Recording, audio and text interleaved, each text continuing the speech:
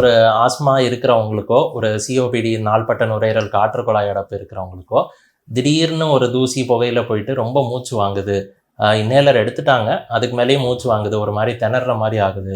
சட்டுன்னு ஒரு ஹாஸ்பிட்டலுக்கோ, ஒரு இடத்துக்கோ முடியல. அப்போதைக்கு இம்மீடியட்டா பண்ணக்கூடிய ஒரு சில ஸ்டெப்ஸ் சொல்றேன். என்ன அப்படின்னா, இது வந்து ஒரு சிம்பிள் விஷயம் தான்.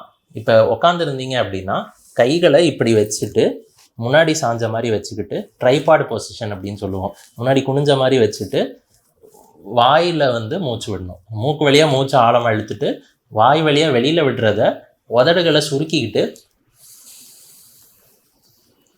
இப்படி விடுவோம். ஸோ இதை வந்து பர்ஸ்டு லிப் ப்ரீதிங் அப்படின்னு சொல்லுவோம். அதாவது உதடுகளை சுருக்கிக்கிட்டு, இப்போ டீ காஃபி பால்லாம் சூடாக இருந்துச்சுன்னா ஆற்றுறதுக்கு ஊதுவோம் இல்லையா? ஸோ அந்த மாதிரி மெல்லமாக ஃபுல் மூச்சும் வெளியில் வர்ற மாதிரி இப்படி பொறுமையாக ஃபுல்லாக வெளியில் வர மாதிரி விடணும். மெயினாக ஆஸ்மா சிஓபிடி இருக்கிறவங்களுக்கு மூச்சு குழாய்களில் சுருக்கம் இருக்கிறனால உள்ளே சுவாசிக்கிற காற்று ஈஸியாக போயிடும். வெளியில் வர்றதுக்கு தான் ஒரு சிரமம் இருக்கும். அதனால காற்று உள்ளே அடைச்ச மாதிரி ஆகிட்டு ஒரு மூச்சு திணறல் ஏற்படும்.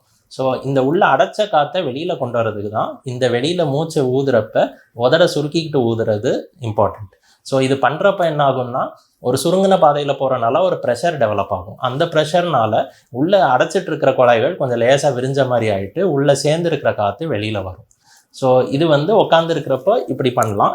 நின்றுருந்தோம் அப்படின்னா டேபிள் மேலேயோ கை இப்படி ஊனிக்கிட்டோ, இல்லைன்னா முட்டி மேலே இப்படி ஊனிக்கிட்டோ நின்றுக்கிட்டு அதே மாதிரி மூச்சை விட்டோம் அப்படின்னா கொஞ்சம் செட்டில் ஆகும்.